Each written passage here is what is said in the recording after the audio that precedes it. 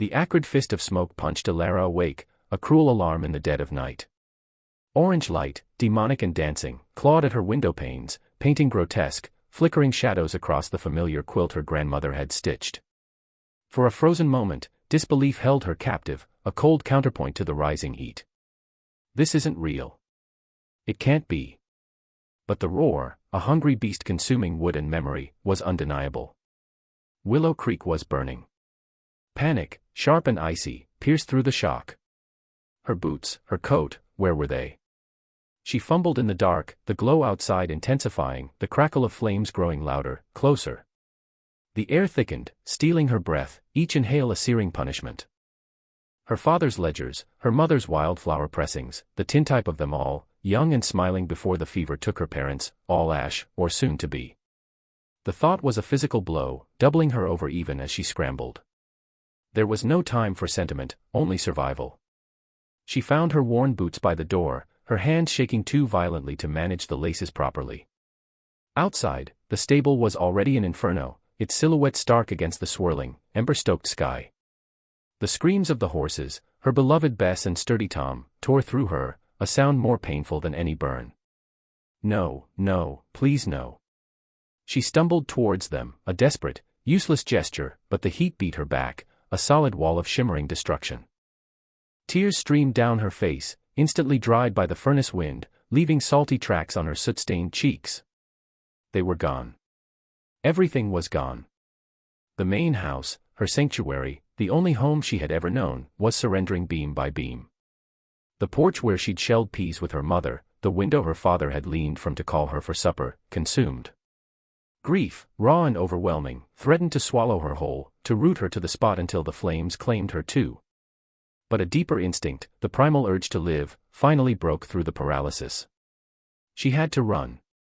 She turned from the blazing heart of her life and fled, not towards the road, towards Barstow and its cold comfort, but towards the wild, broken country to the north. Whoever did this, and she knew, with a chilling certainty that settled like ice in her gut, this was no accident, they might be watching the road. The land here was unforgiving, a tapestry of jagged hills, dense thickets, and sudden, rocky drops, but it offered concealment.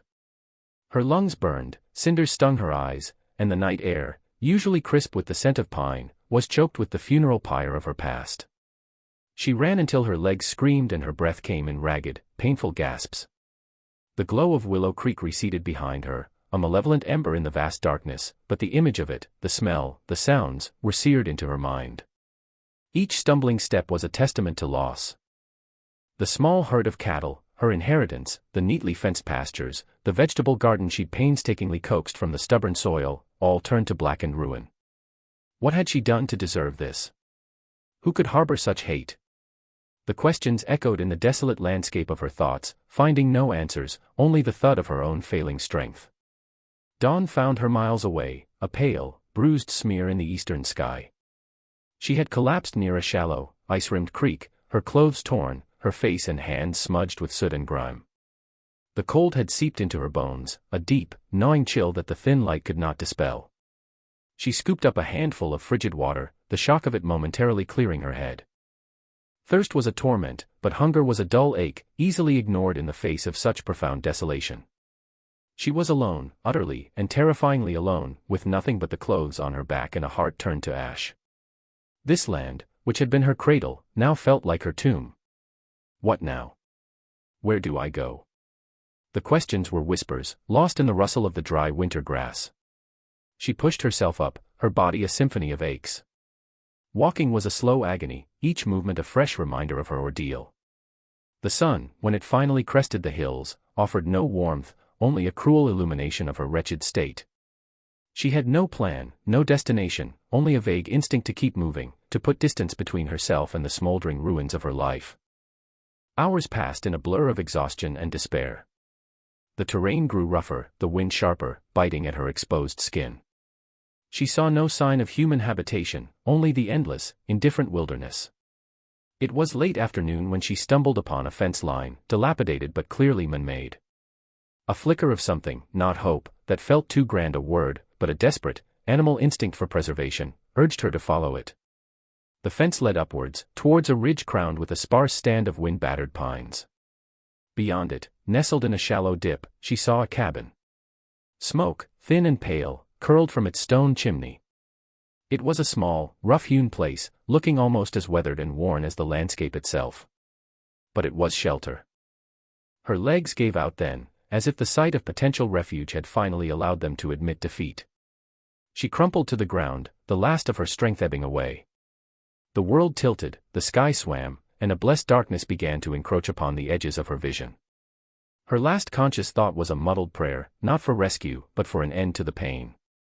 When Alara next opened her eyes, the first thing she registered was the rough texture of wool beneath her cheek and a dull, throbbing pain in her head. She was indoors. A low fire crackled softly in a stone hearth nearby, casting a warm, unsteady light on log walls. The air smelled of wood smoke, old leather, and something faintly medicinal.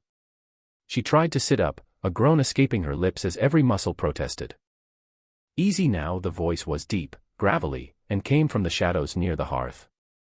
A figure shifted, resolved itself into the shape of a man. Tall, broad-shouldered, his silhouette was imposing. He moved with a quiet economy, stepping into the firelight. His face was weathered, lines etched around his eyes and mouth, a stern set to his jaw. Dark hair, streaked with a touch of gray at the temples, was pulled back from a high forehead. His eyes, the color of a winter sky, regarded her with an unnerving stillness, devoid of any discernible emotion. She swallowed, her throat dry and sore. Where am I?" Her voice was a hoarse whisper. "My cabin." "Stone Ridge," he said, his gaze unwavering. "Found you by the north fence line. Looked like you'd had a rough night, an understatement of monumental proportions." Stone Ridge. She knew the name, vaguely. A hardscrabble place, isolated, kept by a man who, according to Barstow gossip, preferred his own company to anyone else's. Kalen. That was his name. Kalen Vance. Not known for his hospitality. "Just my luck. My ranch," she began, the words catching in her throat, fresh grief surging. "Willow Creek." It burned. A flicker of something passed through his eyes, understanding. Pity. It was gone before she could name it. "Saw the glow last night." "Big fire," he paused. "You alone?" She nodded, a fresh wave of desolation washing over her. "Yes." All gone. The finality of it, spoken aloud in this stranger's cabin, was like a physical blow. She closed her eyes, fighting back tears. She would not break down in front of him. Not again. He was silent for a long moment, simply watching her. Then, he rose and ladled something from a pot hanging over the fire into a wooden bowl. He brought it to her, along with a tin cup of water. "Broth. And water. You need it." The aroma, simple and savory, made her stomach clench with a sudden, sharp hunger. She took the bowl, her hands trembling. "Thank you." He merely grunted in acknowledgement and returned to his stool by the fire, turning a piece of leather over and over in his large hands. The silence stretched, broken only by the crackle of the flames and the sound of her sipping the broth. It was hot, nourishing, and she felt a sliver of strength return with each spoonful. He didn't press her for details, didn't ask questions. He just let her be, a silent, imposing presence in the small room. When she finished, she set the bowl aside. I don't know how to thank you, Mr. Vance." "Kalen," he corrected, his voice still gruff. "No need for thanks. Couldn't leave you out there to freeze." He finally looked at her again, his expression unreadable. "What happened at Willow Creek?" She took a shaky breath. Telling it, making it real, was hard. "I don't know for sure. I woke up, it was already everywhere. The barn first, I think. I couldn't save the horses." Her voice cracked on the last word. She looked down at her hands, clenched tightly in her lap. It had to be set. It moved too fast. Too complete. "Enemies?" he asked, his tone flat. Alara shook her head, then hesitated. "No one I can think of. Not like that. There's Silas Blackwood. He wanted to buy Willow Creek. Made offers. My father always refused. I did too." Blackwood was a ruthless man, his own ranch sprawling and prosperous, built on tactics that often skirted the law, and sometimes crossed it. But arson. Murder, potentially. It seemed too monstrous. Yet, who else? Kalen considered this, his gaze distant. Blackwood, he said, the name a flat stone dropped into a still pool. He offered no further comment on the men. You'll need to report it to Sheriff Brody in Barstow. Yes. When I can, the thought of the journey, of facing people, of recounting the horror, was daunting. Right now, the small, rough shelter of Kalen's cabin felt like the only safe place in the world, despite its owner's forbidding demeanor. You can stay here a day or two. Get your strength back, he offered, the words seemingly pulled from him with effort. Got a small cot in the lean-to. It's dry. Relief, so potent it almost buckled her, flooded through Elara. Thank you, Kalen. Truly. I have nothing. No way to repay you. He gave a short, dismissive wave of his hand. Don't need repaying. Just don't cause trouble. He rose. More wood for the fire, and with that, he was gone, out into the biting wind, leaving her alone with her thoughts in the crackling flames. He was a man of few words, blunt and unsentimental, yet he had taken her in. In the ashes of her old life, a stranger had offered a sliver of unexpected, unasked-for kindness. It wasn't much, but for now, it was everything. The next few days passed in a haze of exhaustion and slowly returning strength. Kalen was a mostly silent presence. He provided food, simple stews, bread he baked himself that was surprisingly good, and kept the fire going. He asked few questions, and Elara, lost in her grief and the shock of her new reality, offered little information beyond the barest facts of the fire. The lean-to he'd offered her was small and drafty, little more than a storage space with a narrow cot, but it had a door that closed, and after the inferno, the feeling of 4 solid walls around her, however rough, was a comfort. She spent most of her time huddled by the fire in the main cabin when Kalen was out tending his few cattle or checking trap lines. His home was sparse, utilitarian. A sturdy table and 2 chairs, a shelf with a few worn books, pegs on the wall for his coat and hat. Everything had its place, everything was functional.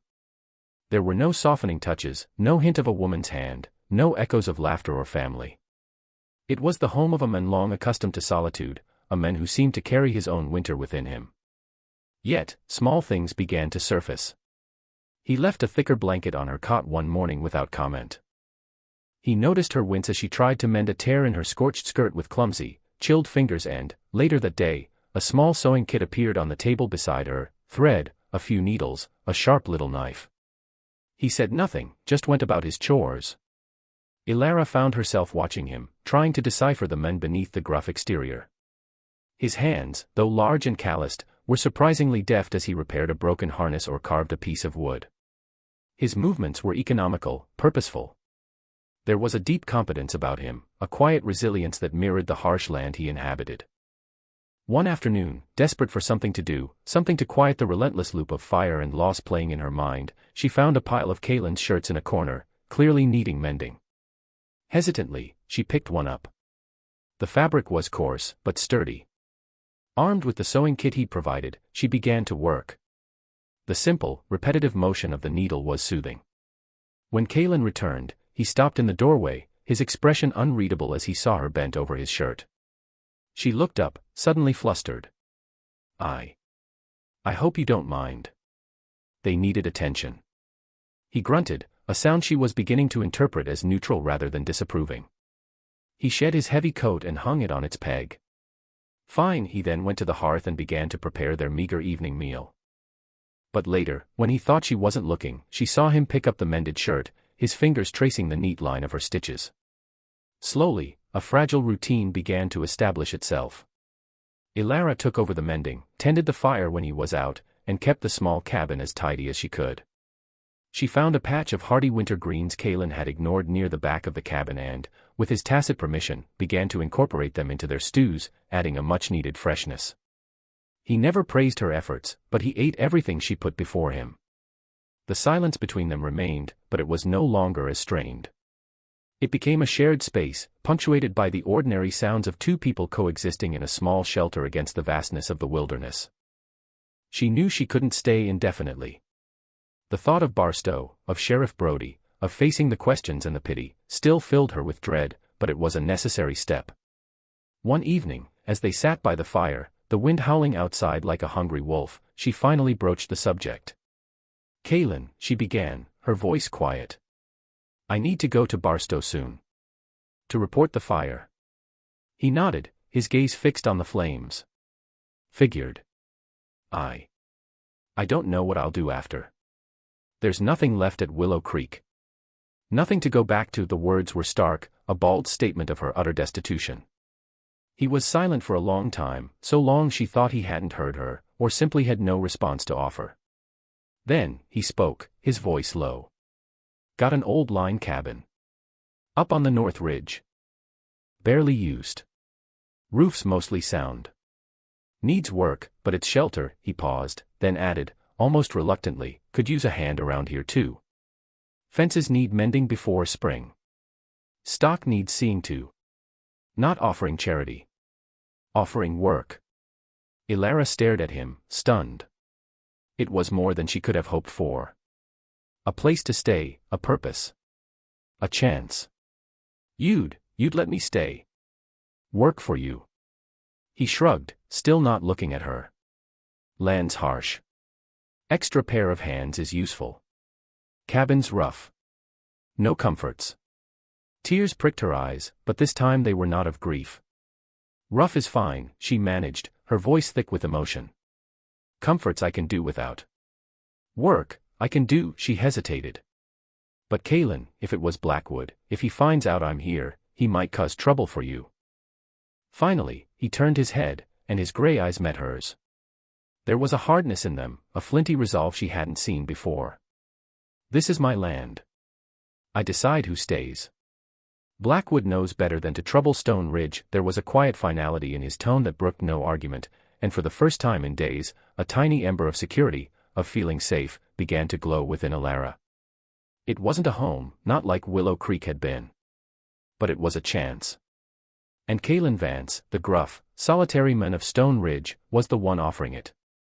The journey to Barstow was as grim as Elara had anticipated. Kaylin had insisted on accompanying her, riding his sturdy gelding, while Elara rode a quiet mare he usually used for packing. He didn't say it was for her protection, but she knew. The silence between them on the trail was comfortable now, a known quantity. When they reached the town, a straggle of wooden buildings huddled against the vast, empty plains, heads turned. Kaylin Vance rarely came to Barstow, and never with a woman. Sheriff Brody was a weary man with kind eyes that had seen too much sorrow. He listened patiently as Elara recounted the events of that terrible night, his expression growing graver with each detail. Kaylin stood silently by the door of the small office, a watchful, brooding presence. "Silas Blackwood, you say?" Brody rubbed his jaw. "He's a hard man, Elara. Always has been. But burning a woman out of her home. Killing stock. That's a dark business," he sighed. "Truth is, without proof, without a witness who saw him or his men there, my hands are tied. I can talk to him, ask some questions, let him know I'm watching. But he'll deny it, and that'll be the end of it, legally speaking."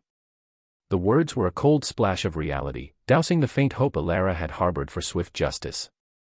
"So he just gets away with it?" she asked, her voice barely a whisper. "For now, maybe," Brody said, his gaze sympathetic. "But men like Blackwood, they often make mistakes. They get too greedy, too bold. We'll keep an eye out." He looked from Elara to Kaylin.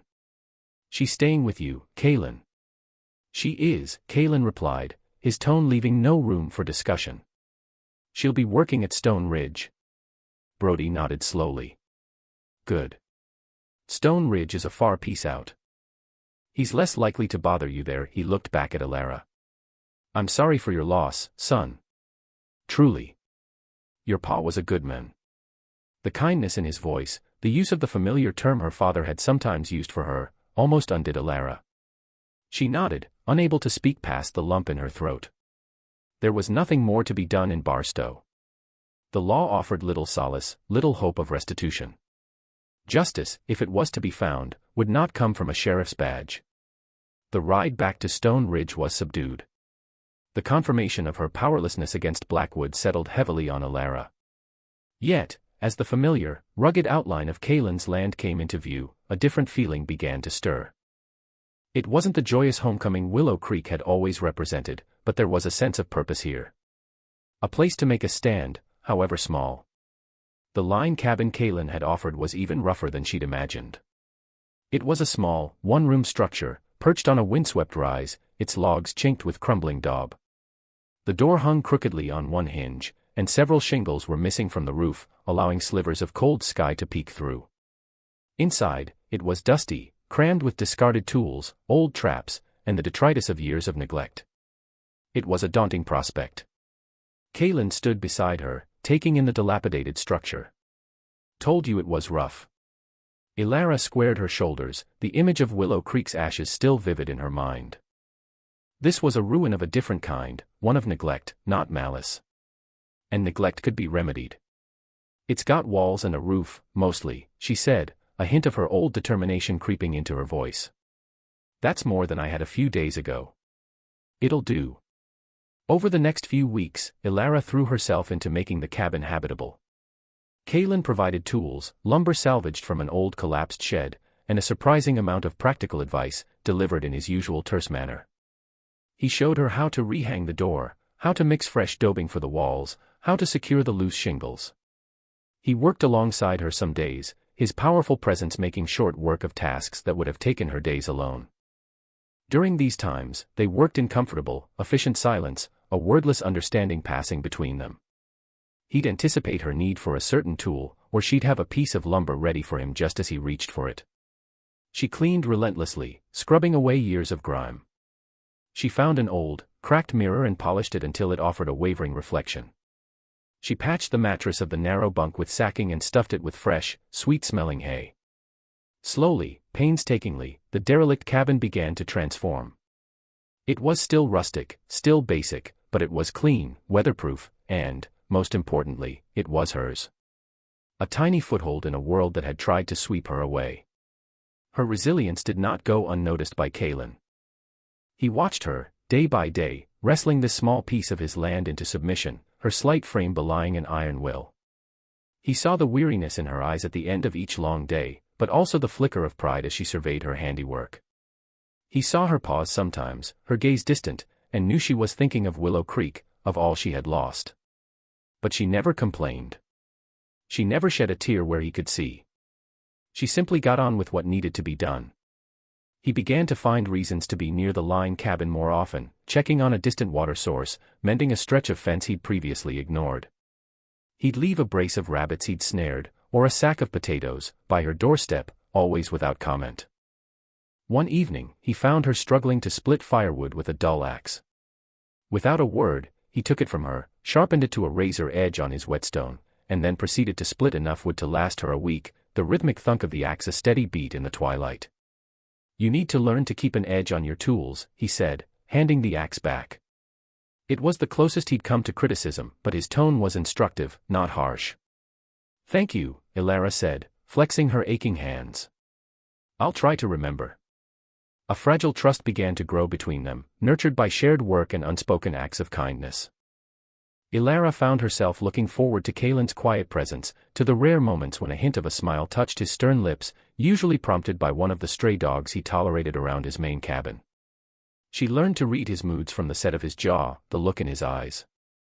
He, in turn, began to anticipate her needs, leaving a lantern with extra oil when he knew she'd be working late, or ensuring the water barrel near her cabin was always full.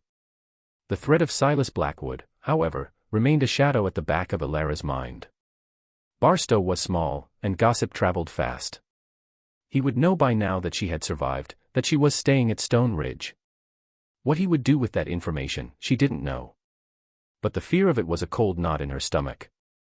One blustery afternoon, as Elara was returning from checking a snare line she'd set, a skill Kaylin had patiently taught her, she saw riders approaching Stone Ridge from the direction of Blackwood's land. 3 of them. Her heart leaped into her throat. It was too far to make out their faces, but their purposeful pace, their dark silhouettes against the gray sky, felt ominous. She quickened her steps, hurrying towards Kaylin's main cabin, a sense of dread chilling her to the bone. The fragile peace she had begun to find felt suddenly, terribly threatened. Kalen was in the small corral, working with a young, unbroken colt, his movements patient and firm. He looked up as Elara approached, his eyes narrowing as he followed her gaze to the distant riders. He straightened, his body tensing almost imperceptibly. "Trouble?" she asked, her voice breathless. "Could be," he said, his voice flat. He looped the colt's lead rope over a rail. "Go inside the cabin."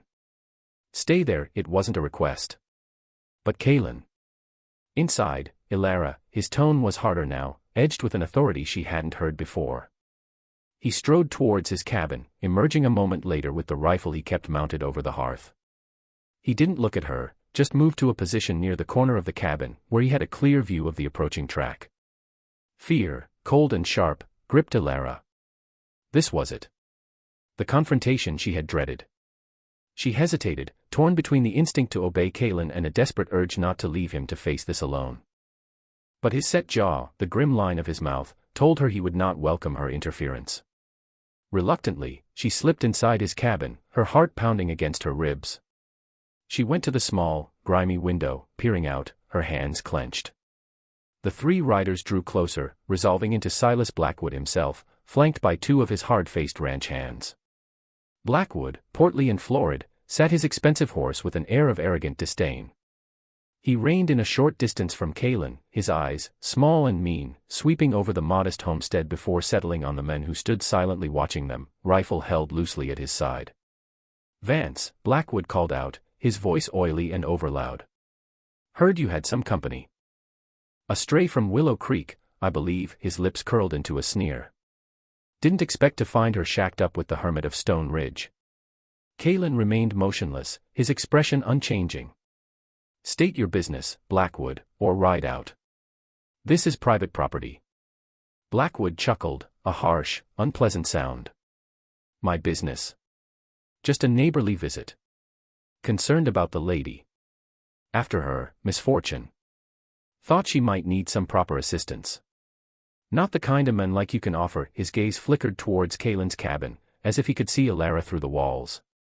"She's getting all the assistance she needs," Kalen said, his voice level, devoid of inflection, yet carrying a chilling weight. "And she's under my protection." Elara, watching from the window, felt a surge of something fierce and protective towards this quiet, solitary man who was now standing between her and the men who had destroyed her life. He hadn't asked for this. He hadn't sought this trouble. Yet here he was, facing down Silas Blackwood for her. Blackwood's eyes narrowed. "Your protection, Vance. That's a mighty big claim for a man with so little. That little piece of land barely keeps you fed. What makes you think you can protect anyone?" He leaned forward in his saddle. "Word is, she saw something that night. Something that might interest the sheriff. Maybe even implicate innocent, hard-working folks.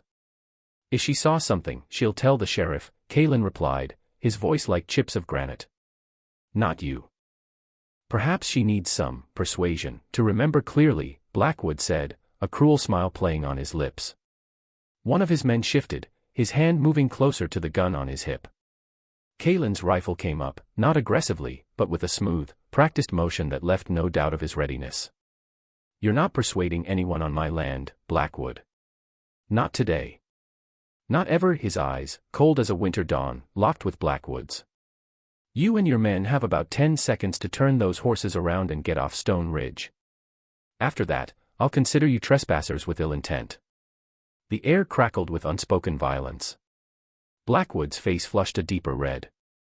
His men tensed, their eyes darting between Kalen and their employer. Elara held her breath, her knuckles white where she gripped the window frame. This was the precipice. One wrong move, one more word, and bullets would fly. For a long moment, no one moved. The only sound was the sigh of the wind through the pines and the nervous stomp of a horse. Blackwood stared at Kalen, searching for any sign of weakness, any hint of bluff. He found none. Kalen Vance stood like an extension of the rugged, unyielding land itself, immovable, implacable. Finally, with a snarl of frustration, Blackwood jerked his reins. "This isn't over, Vance. And you, girl," he shouted, his voice laced with venom, presumably directed at the cabin, "you'll regret hiding behind this broken-down sodbuster. I always get what I want. He wheeled his horse around, his men following suit, and they galloped away, kicking up dust and resentment. Kalen watched them go, his rifle still ready, until they were distant figures disappearing over the ridge. Only then did he lower the weapon, his shoulders slumping almost imperceptibly. He let out a slow breath. Elara rushed out of the cabin, her heart still hammering. "Kalen. Are you all right?" He turned, his face still grim, but the immediate tension had eased from his frame. "Fine," he looked at her then, a long, searching look. "He won't give up easily. He'll be back, or he'll try something else." "I know," she whispered, the fear coiling in her stomach again. "Kalen, I can't let you. I should leave. This is my fight, not yours. I'll bring nothing but trouble to you." He stepped closer, and for the first time, she saw something other than stoicism in his eyes. There was a flicker of anger, yes, but beneath it, something deeper, something fiercely protective. "You think I stood up to Blackwood because I had nothing better to do?" His voice was rougher now, touched with an emotion he rarely showed. "You think I'm going to let that slime-hearted bastard run you off my land after what he did to you?" He took another step, closing the small distance between them. He reached out, his calloused fingers gently touching her arm. The contact sent a jolt through her, unexpected and powerful. "You're not leaving, Elara. Not unless you want to. This is your home now, as much as it's mine. We face this together." His words, so simple, so direct, resonated deep within her. Together. It was a word she hadn't dared to hope for, a concept that had felt lost to her forever. Looking into his steady, determined eyes, she saw not just a protector, but an ally. A partner. In that moment, standing in the windswept yard of Stone Ridge, with the threat of Blackwood still hanging in the air, Elara knew she wasn't alone anymore. She had Kalen. And together, they would stand their ground. The commitment was unspoken but absolute, forged in the crucible of shared danger and burgeoning trust. Whatever came next, they would face it side by side. The days following Blackwood's visit were fraught with a new kind of tension. The quiet solitude of Stone Ridge was now overlaid with a constant vigilance. Kalen moved with a heightened awareness, his rifle rarely far from his hand. Elara, too, found herself scanning the horizon, listening for the sound of approaching riders, her senses sharpened by fear and a grim determination. They spoke little of Blackwood's threat, but it was a palpable presence between them, drawing them closer in a silent pact of mutual defense. Work became their refuge, a way to channel their anxiety into productive effort. They mended the last of the winter-damaged fences, their hands often brushing as they worked the wire stretchers, sending small, unexpected currents of warmth through Elara. Kalen began to teach her more about the ranch, how to read the subtle signs of weather in the clouds, how to track game, how to manage the small herd of cattle that were his livelihood. He was a patient teacher, his instructions concise and practical, and Elara was a quick study, eager to absorb any knowledge that would make her more self-sufficient, less of a burden.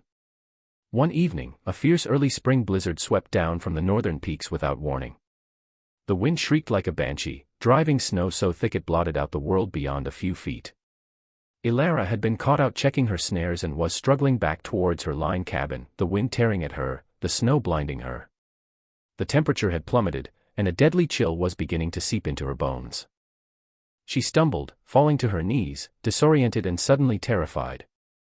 She couldn't see the cabin, couldn't hear anything but the howl of the storm. Just as panic threatened to overwhelm her, a figure loomed out of the swirling white. Kalen.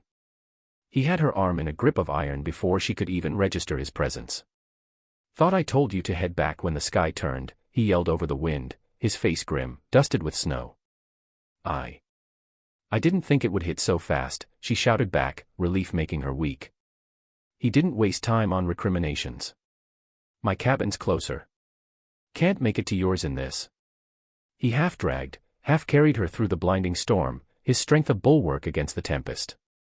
They fought for every step, the wind trying to rip them apart. Finally, gasping for breath, they burst through the door of his cabin, slamming it shut against the fury outside. Inside, the sudden silence, broken only by the roar of the wind against the log walls, was deafening. Elara sagged against the door, shivering uncontrollably, her clothes soaked through. Kalen was already moving, stoking the fire in the hearth until it blazed high, then grabbing a thick blanket from his bunk. "Get those wet things off," he ordered, his voice gruff but his eyes filled with concern as he looked at her chattering teeth and blue-tinged lips. He turned his back, affording her a measure of privacy, while he busied himself at the hearth. With numb fingers, Ilara stripped off her sodden clothes, her body shaking violently. Kaelin handed her the blanket without looking, and she wrapped it tightly around herself, huddling as close to the fire as she dared. He then poured her a mug of hot, sweetened coffee, lacing it with a splash of whiskey from a closely guarded bottle. "Drink this." "All of it," he said, pressing the mug into her trembling hands. The hot liquid scalded her throat but sent a welcome warmth spreading through her chilled core. He had stripped off his own wet outer layers and was now stirring a pot of stew he'd had simmering. The small cabin felt intensely intimate, a tiny ark of warmth and safety against the raging storm. They ate in silence, the storm their only companion. The wind buffeted the cabin, rattling the shutters, but the log walls held firm. Ilara, wrapped in Kaelin's blanket, slowly began to thaw. The fear receded, replaced by a profound gratitude. He had saved her, again. "Thank you, Kaelin," she said softly, when the shivers had finally subsided. "You found me just in time." He glanced at her, then quickly away, a faint flush rising on his weathered cheeks. "Just keeping an eye out," he paused. "Storm like this, it's dangerous to be caught alone." The blizzard raged for 2 days. They were trapped together in the small cabin, the world outside reduced to a howling white chaos. The enforced proximity should have been awkward, but surprisingly, it wasn't. They fell into an easy rhythm. Kaelin tended the fire, checked the stock in the small, attached shed, and read from one of his worn books. Ilara mended, cooked, and found herself watching him more often than she intended. She saw the way the firelight softened the harsh lines of his face, the quiet intelligence in his eyes when he was absorbed in his reading. She learned the nuances of his rare smiles, the way his eyes crinkled at the corners. On the second night, with the storm still showing no signs of abating, they sat by the fire, the stew eaten, the chores done. A comfortable quiet settled between them. "Tell me about Willow Creek," Kaelin said suddenly, his voice low. It was the first time he had asked her directly about her past, beyond the fire itself. Ilara hesitated, then, slowly, haltingly at first, she began to speak. She told him about her parents, about growing up on the ranch, about the rhythm of the seasons, the joy of working the land, the love she had for her horses. As she spoke, the memories, painful yet precious, came flooding back. She didn't cry, but her voice was thick with unshed tears. Kaelin listened patiently, his gaze fixed on the fire, offering no interruptions, just a quiet, steady presence that made it easier to share the burden of her grief. When she finally fell silent, her story told, he nodded slowly.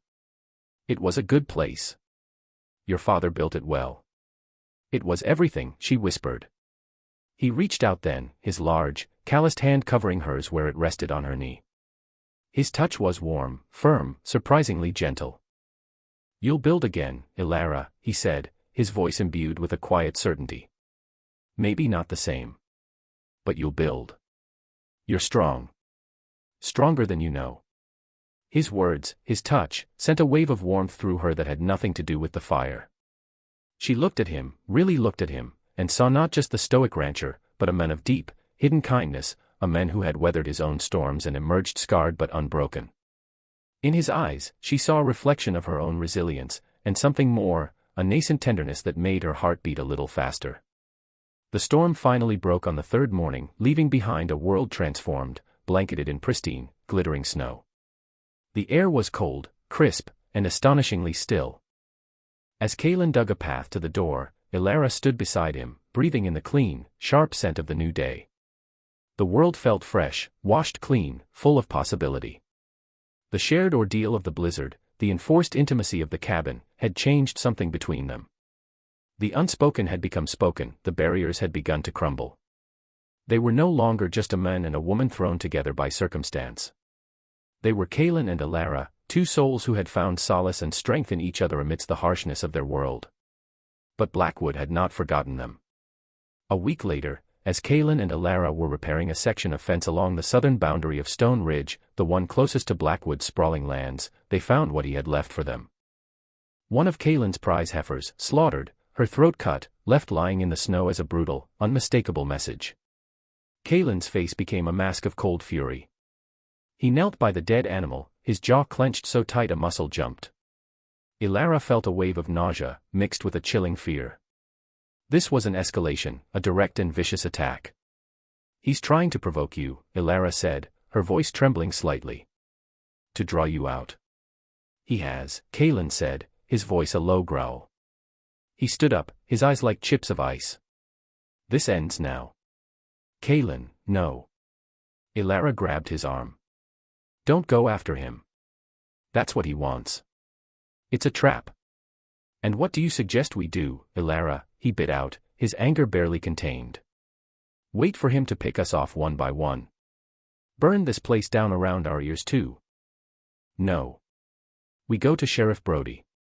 We tell him what happened. This is proof." Kalen shook his head, a bitter smile twisting his lips. "Brody's a good man, but he's one man against Blackwood's money and influence.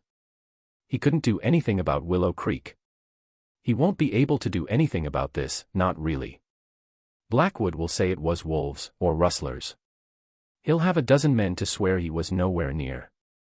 He was right, Ilara knew. The law was too slow, too easily manipulated. But a direct confrontation, that could mean Kalen's death. Or hers. "Then what, Kalen? What do we do?" she asked, her voice desperate. He looked at her, his anger softening slightly as he saw the fear in her eyes. He took a deep breath, visibly reining in his temper. "We prepare," he said, his voice calmer now, but no less determined. "He's declared war, Ilara. We fight it on our terms. On our land." That night, they sat in Kalen's cabin, the rifle cleaned and loaded, lying on the table between them. Kalen outlined his plan, his voice low and steady. He knew Blackwood. He knew the man was arrogant, overconfident. He wouldn't expect them to fight back effectively. He'd expect fear, capitulation. They would give him neither. "He'll come himself, or send his dogs," Kalen said. "Probably at night. He likes the cover of darkness for his dirty work. We need to be ready." They spent the next day fortifying Stone Ridge. They reinforced the doors and shutters of both Kalen's cabin and Ilara's line cabin, though Kalen insisted Ilara stay with him in the main house when the attack came. They cleared shooting lanes, set up strategic points of defense. Ilara, despite her fear, worked alongside him, her movements efficient, her resolve hardening with every swing of the hammer, every placement of a rock. She knew how to use a rifle, her father had taught her, and Kalen checked her skill, nodding in grim approval. The waiting was the hardest part. Every rustle of leaves, every snap of a twig, sent her heart leaping. The nights were endless, filled with a tense, almost unbearable anticipation. Kalen remained outwardly calm, but she could see the strain in the lines around his eyes, the way his hand constantly strayed towards his rifle. They took turns sleeping, one always on watch. During her vigils, Ilara would look at Kalen, his face softened in sleep, and a fierce protectiveness would surge through her. He had taken her in, sheltered her, stood for her. She would not let Blackwood destroy him, or this place that had become a fragile sanctuary. It happened on the third night. A moonless, starless blackness enveloped Stone Ridge. Ilara was on watch, Kalen resting fitfully on his bunk. A faint sound, the crunch of a boot on gravel, made her freeze. She strained her ears, her heart pounding. There it was again, closer this time. "Kalen," she whispered, her voice urgent. He was awake instantly, silent and alert, reaching for his rifle. They moved to their prearranged positions, Kalen by the main window, Ilara by a smaller one that covered the approach from the east. Minutes stretched into an eternity. Then, dark shapes detached themselves from the deeper darkness, moving stealthily towards the cabin. 4 of them. "Hold your fire until they're closer," Kalen murmured, his voice steady. "Make every shot count." The figures crept forward, unaware they were walking into a prepared defense. One of them carried a torch, clearly intending to set the cabin alight, just as they had Willow Creek. The sight sent a fresh wave of cold rage through Ilara. When they were almost at the porch, Kalen gave a low whistle. In the same instant, he fired. His shot was true, and one of the men cried out, clutching his leg, and fell. The others scattered, surprised by the immediate, accurate response. The men with the torch dropped it, and it sputtered on the damp ground. "Now, Ilara. Kaylin shouted. Elara sighted down her rifle barrel, her hands surprisingly steady. She picked her target, one of the men trying to take cover behind the water trough, and squeezed the trigger. The kick of the rifle jarred her shoulder, but she saw her target yelp and scramble away, disappearing into the darkness. Gunfire erupted from the attackers, bullets thudding into the log walls of the cabin. Kaylin returned fire, methodically, accurately. Elara reloaded, her fear giving way to a grim, focused intensity. They were outnumbered, but they had the advantage of cover and surprise. One of Blackwood's men, bolder or more foolish than the rest, made a rush for the cabin door. Kaylin's rifle barked again, and the men crumpled, unmoving. 2 down. The remaining 2, including the one Elara had winged, seemed to lose their nerve. They exchanged a few more wild shots, then turned and fled into the night, dragging their wounded companion with them. Silence descended, heavy and ringing, broken only by the ragged sound of Elara's breathing and the distant, fading cries of the retreating attackers. Kaylin slowly lowered his rifle, his gaze sweeping the darkness outside. "They're gone," he said, his voice hoarse. Elara leaned against the wall, her legs suddenly weak. It was over. They had faced Blackwood's men, and they had won. They had defended Stone Ridge. Kaylin moved to her side, his hand resting on her shoulder. "You all right?"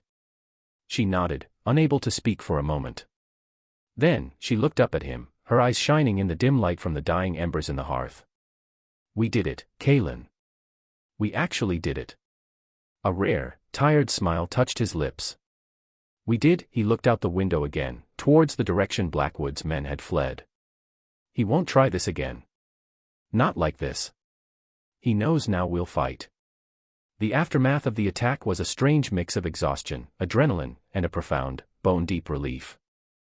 Kaylin ventured out cautiously at first light, confirming that the attackers were truly gone, leaving behind only a few bloodstains in the dirt and the body of the men who had tried to storm the door. It was a grim sight, but Elara felt no pity for him. He had come to destroy, to kill, and he had met his end. Kaylin dealt with the body matter-of-factly, dragging it away from the cabin to a shallow grave in the woods. "Brody will hear about this," he said when he returned. "Blackwood will have a story, but the truth has a way of seeping out in small towns." He was right. News of the failed attack on Stone Ridge, of Kaylin Vance and the woman he sheltered fighting off Blackwood's hired guns, spread through Barstow like wildfire. For the first time, public opinion, usually cowed by Blackwood's wealth and influence, began to turn against him. Men who had suffered his bullying in silence started to speak up. In the days that followed, a new peace settled over Stone Ridge. It was a peace hard-won, tinged with the grim reality of what they had faced, but a peace nonetheless. The immediate threat had been neutralized.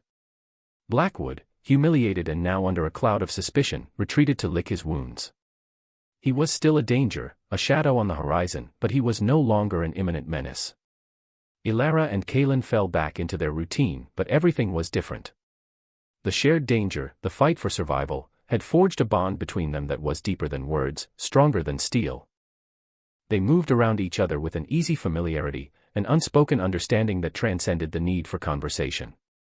The small cabin, once just Kaylin's solitary refuge, now felt like a shared space, a home they had defended together. One evening, they were sitting by the fire, the silence comfortable, companionable. Elara was mending one of Kaylin's shirts, a task she had long ago taken over, and Kaylin was oiling his rifle, his movements precise and economical. "You know," Elara said softly, not looking up from her sewing, "Willow Creek, it will always be a part of me. The loss of it. But it doesn't hurt the same way anymore." She paused, then lifted her eyes to meet his. "Being here, Kaylin, with you, it's helped me heal. More than you know." He set the rifle aside, his gaze holding hers. The firelight flickered in his eyes, warming their usual cool gray. "You've done your own healing, Elara. You're stronger than anyone I've ever known." He reached across the small space separating them, his fingers gently tracing the line of her jaw. His touch was hesitant, yet electric. "You brought life back to this place. To me." The admission, so rare and unexpected from this man of few words, made her heart swell. She leaned into his touch, her own hand coming up to cover his. "And you gave me a second chance, Kaylin. A place to stand. A reason to fight." The air between them thickened, charged with unspoken emotions that had been simmering beneath the surface for weeks, months. He leaned closer, his gaze dropping to her lips. Ilara's breath caught in her throat. This was a different kind of precipice, one that promised not danger, but a tender, frightening new beginning. He hesitated for a moment, as if seeking permission in her eyes. She gave it to him, a slight, almost imperceptible nod. And then he kissed her. It was not a rough, demanding kiss, but one of surprising gentleness, of deep, hesitant tenderness. It spoke of shared hardships, of unspoken admiration, of a loneliness in him that mirrored her own. Ilara responded with all the pent-up emotion, the gratitude, the affection, the burgeoning love she felt for this quiet, strong man who had become her anchor in a world turned upside down. When they finally broke apart, they were both breathless. Kalen rested his forehead against hers, his eyes closed. "Ilara," he whispered, her name a prayer on his lips. In that moment, the last vestiges of Ilara's grief for Willow Creek seemed to recede, replaced by a burgeoning hope for a future she hadn't dared to imagine. Stone Ridge was no longer just a refuge, it was home. And Kalen Vance was no longer just her protector, he was the man she loved, the man who had shown her that even after the most devastating fires, new life, and new love, could find a way to bloom. Spring arrived at Stone Ridge, not with a gentle unfurling, but with the same fierce, untamed spirit as the land itself. The snow melted in rushing torrents, feeding the creeks until they roared. Patches of vibrant green pushed through the thawing earth, and the air, scrubbed clean by the winter storms, carried the scent of pine and damp soil and the promise of renewal. With the easing of the weather and the receding threat from Blackwood, a different kind of work began. Kalen started talking about expanding the small garden patch near his cabin, of perhaps acquiring a few more head of cattle. Ilara, her energy renewed, her spirit lighter than it had been in months, threw herself into these new projects with enthusiasm. She cleared new ground for planting, her hands, now calloused and strong, working the soil with a familiar joy. She had lost Willow Creek, but the love of the land, the need to nurture and cultivate, was ingrained in her. Her small line cabin, once a symbol of her solitary struggle, was now often empty. She spent most of her time at Kalen's main cabin, which had subtly transformed from his stark bachelor quarters into a shared home. Her few salvaged belongings, a mended shawl, a worn book of her mother's poetry she'd miraculously found tucked in a coat pocket after the fire, now mingled with his. There were curtains at the windows, sewn from a bolt of calico she'd traded for in Barstow, and a rag rug by the hearth that she had braided during the long winter evenings. Small touches, but they softened the rough edges, warmed the space, made it theirs. Their relationship, too, had blossomed in the wake of that first, hesitant kiss. The gruffness in Kalen's demeanor had softened, replaced by a quiet tenderness when he looked at her. He still wasn't a man of many words, but his actions spoke volumes, a wildflower tucked into her hair, a hand resting on the small of her back as they worked side by side, the way his eyes would seek hers across a room, a silent question, a shared understanding. Ilara, in turn, found herself laughing more easily, her natural resilience, so long suppressed by grief and fear, reasserting itself. She teased him gently about his stubborn silences, and he would respond with that rare, heart-stopping smile that made her feel as if the sun had broken through the clouds. One bright morning, Kalen found Ilara in the newly expanded garden, humming softly as she planted rows of seeds. He watched her for a moment, a warmth spreading through his chest that had become increasingly familiar. She looked up, her face smudged with dirt, her eyes bright. "Look, Kalen," she said, holding up a handful of rich, dark earth. "The soil here is better than I thought. We'll have a good crop, I think." He came to stand beside her, looking not at the soil, but at her face, illuminated by the morning sun. "We will," he agreed, his voice softer than usual. He reached out, his thumb gently wiping a smudge of dirt from her cheek. "Ilara," he began, then paused, searching for the words. It was still new to him, this expressing of deeper feelings. She waited, her heart thrumming a quiet rhythm of anticipation. "This place. Stone Ridge, it was just land and a cabin before you came," he said, his gaze earnest. You made it a home," he took her earth-stained hands in his. "I know I'm not. I don't have much to offer. Not like what you lost." Ilara's fingers tightened around his. "Kalen," she said, her voice thick with emotion. "You've offered me everything that matters. Safety. A place to belong. A chance to rebuild. Anne, she hesitated, then plunged on, her heart in her eyes, and love. You've given me love, even if you don't say the word much. A slow smile spread across his face, a smile that reached his eyes and transformed his rugged features into something achingly tender. I do love you, Elara. More than I ever thought I could love anyone again. The words, when they finally came, were simple, direct, and utterly true. Tears welled in Elara's eyes, tears of joy this time, not sorrow. And I love you, Kaelin Vance. With all my heart. He pulled her close then, holding her tightly against him, breathing in the scent of her hair, the earth, and the promise of their future. They stood there for a long moment, surrounded by the awakening land, two souls who had found each other in the ashes of loss and forged a new life, a new love, stronger and more resilient than anything that had come before. The future was not without its uncertainties. Blackwood was still out there, a lingering shadow, though his power had been diminished. The land would always be harsh, demanding. But Elara no longer faced it alone. She had Kaelin by her side, his strength her strength, his love her shelter. Together, they had weathered the fire, the storm, and the malice of men. They had taken the burned-out remnants of one life and the solitary emptiness of another and, with courage and resilience and a slowly dawning love, built something new, something precious, something that was truly their own. Looking out over the rugged, beautiful expanse of Stone Ridge, Elara knew that this was where she belonged. This was her second chance. And it was more wonderful than anything she could have ever imagined. The past was a scar, a reminder of what she had endured, but the future, stretching out before them like the vast, open sky, was filled with hope.